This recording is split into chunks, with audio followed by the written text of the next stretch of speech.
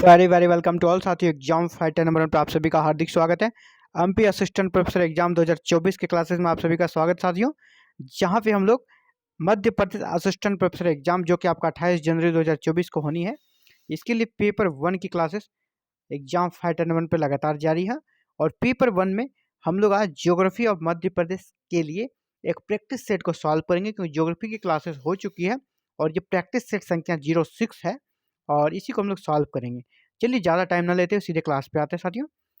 हाँ, ये हम लोगों ने पिछले क्लास में मध्य प्रदेश की मिट्टी और जलवायु के बारे में पढ़ा है, तापमान के बारे में पढ़ा है। इसी से रिलेटेड हम लोग कुछ प्रश्नों को सॉल्व करेंगे और उम्मीद करता हूँ कि आप एक पेन और कॉपी लेके बैठे होंगे और मेरे आंसर बताने से पहले आप आंसर कर चुके होंगे, ताकि जब मैं आंसर बताऊँ आपको ये पता चल सके आप कितना सही कर रहे हैं और कितना आपका गलत हो रहा है। अगर आप 80% जितना मेरा प्रश्न है उसका 80% प्लस आप अगर सही कर रहे हैं तो मतलब आपकी तैयारी बहुत ही शानदार है, अब आपकी तैयारी बहुत ही अच्छी है। चलिए स्टार्ट करते हैं। सेलों के विघटन तथा नियोजन से उत्पन्न टीले एवं असंगठित भू पदार्थों को क्या कहते हैं? सेलों के विघटन तथा नियोजन से उत्पन्न टीले और असंगठित भू पदार्थों को क्या कहते हैं? तो पठार, पहाड़, मृदा या कोई नहीं। तो इसका राइट आंसर हो जाएगा सी नंबर पठार, मृदा। सी नंबर क्या हो गया? मृदा, मिट्टी, मिट्टी कहते हैं उसको, है ना। सेलों के विघटन और नियोजन से ही मिट्टी का निर्माण होता है, तो मृदा सी नंबर। मध्य प्रदेश के कुल भूमि में कितने प्रतिशत पर काली मिट्टी पाई जाती है?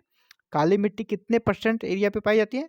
47, 50, 53 या 57। मैंने पिछली क्लासेस में जब मैंने सॉइल ऑफ मध्य प्रदेश पढ़ाया तो वहाँ पे जितनी भी प्रकार की मिट्टियाँ हैं वहाँ पे सभी मिट्टियों का परसेंटेज भी मैंने बताया था।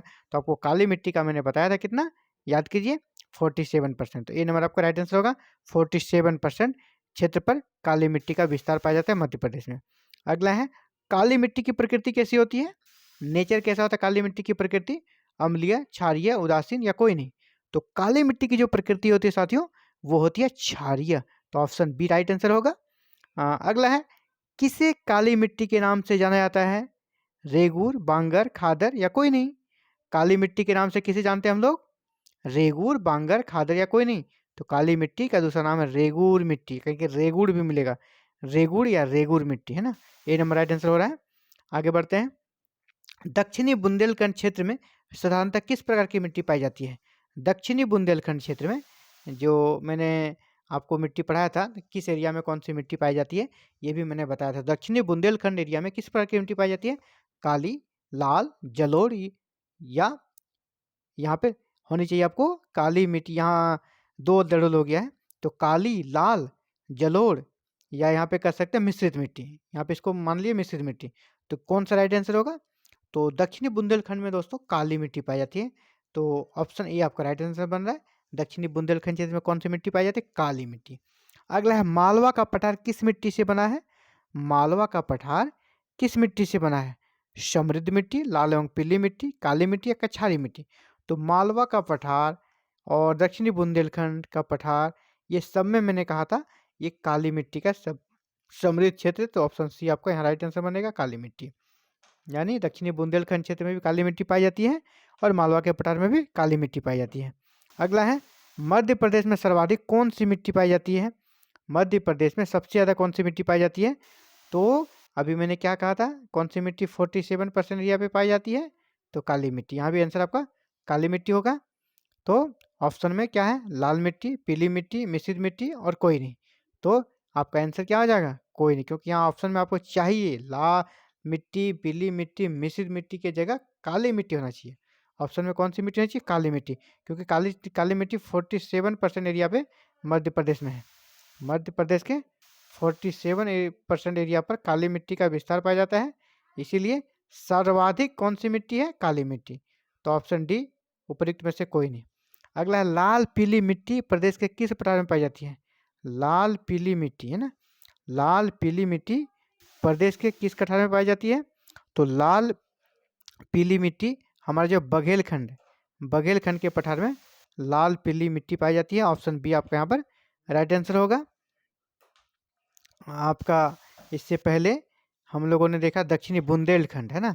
दक्षिणी बुंदेलखंड, क्योंकि ऑप्शन के अनुसार आपका मालवा जो है, मालवा में आपका काली मिट्टी, दक्षिणी बुंदेलखंड में भी काली मिट्टी पाई जाती है। तो आपका यहाँ क्या बन रहा है? लाल पीली मिट्टी, तो लाल पीली मिट्टी का ऑप्शन आपका क्या बचता है? बघेलखंड का पठार। बघेलखंड के पठार में कौन सी मिट्टी मिलती है? लाल पीली मिट्टी। ऑप्शन बी आपका राइट आंसर बनेगा। आगे बढ़ते हैं। किसकी कमी के कारण मिश्रित मृदा कम उपजाऊ होती है? जो मिश्रित मिट्टी होती है वो कम उपजाऊ क्यों होती है? कैसा उसमें क्या पाया जाता है? तो मिश्रित मृदा कम उपजाऊ क्यों होती है? फॉस्फेट के कारण, नाइट्रोजन के कारण, कार्बनिक पदार्थ के कारण या उपयुक्त सभी के कारण। तो मिश्रित मृदा में फॉस्फेट भी पाया जाता है, नाइट्रोजन भी पाया जाता है, कार्बनिक पदार्थ भी पाया जाता है, यानी उपयुक्त सभी के कारण ये मृदा कम उपजाऊ होती है, इसलिए डी नंबर राइट आंसर होगा। अगला है, मध्य प्रदेश के किस जिले में मृदा अपरदन की समस्या है? मध्य प्रदेश के किस जिले में मृदा अपरदन की समस्या? जबलपुर, भोपाल, मुरैना या खंडवा? तो मृदा अपरदन की जो समस्या मध्य प्रदेश में सबसे ज़्यादा वो आपका मुरैना में।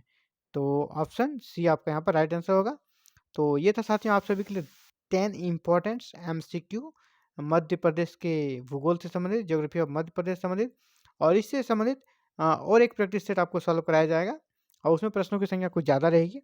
आज मैंने 10 ही प्रश्नों को शामिल किया और साथ ही मैं छोटी क्लास इसलिए आप सभी से लेता हूँ कि ये बोरियत नहीं होती है ना, आप कहीं चलते फिरते हुए तुरंत आराम से रिवीजन करें। जब लंबा प्रश्न रहता है, लंबे क्लासेस होते हैं, तो वहाँ पे आपको थोड़ा टाइम देने में थोड़ा दिक्कत हो जाता है, इसलिए मैं शॉर्ट क्लासेस लेता हूँ ताकि आपके लिए भी बोरियत ना हो और आप चलते फिरते इधर-उधर से आप वीडियो को सुनते हुए आपकी क्लासेस कंप्लीट हो जाए, इसलिए मैं लॉन्ग क्लास नहीं लेता हूँ। मैं प्रयास करूँगा ज़्यादा वीडियो डालूँ और सभी छोटे-छोटे वीडियोज़ डालूँ, इससे भी एक छोटे-छोटे यूनिट बनाकर। तो ये था साथियों आप सभी के लिए important class. Thank you very very much for watching this video और connecting the exam fighter number 1। साथियों आप भी चाहते हैं PMP assistant professor exam paper 1 की तैयारी करना, MP GK, Madhya Pradesh GK, तो हमारे साथ जुड़कर बिल्कुल फ्री में कंप्लीट तैयारी according syllabus unit wise details में तैयारी कर सकते हैं विथ प्रैक्टिस सेट सॉल्व के साथ। तो इसके लिए करना होगा साथियों, हमारे साथ आपको जुड़ना होगा और जुड़ने के लिए आपको कोई फीस, कोई पेमेंट नहीं लगेगा, बिल्कुल जीरो फीस पर, जीरो अमाउंट पर आप हमारे साथ जुड़कर तैयारी कर सकते हैं। इसके लिए आपको करना होगा चैनल को सब्सक्राइब, बेल आइकन को प्रेस और ऑल बटन को जरूर क्लिक करना होगा ताकि आने वाले नेक्स्ट वीडियो क्लासेस की अपलोड होती है आपको नोटिफिकेशन मिल सके और आप क्लासेस कर सके। Thank you very very much.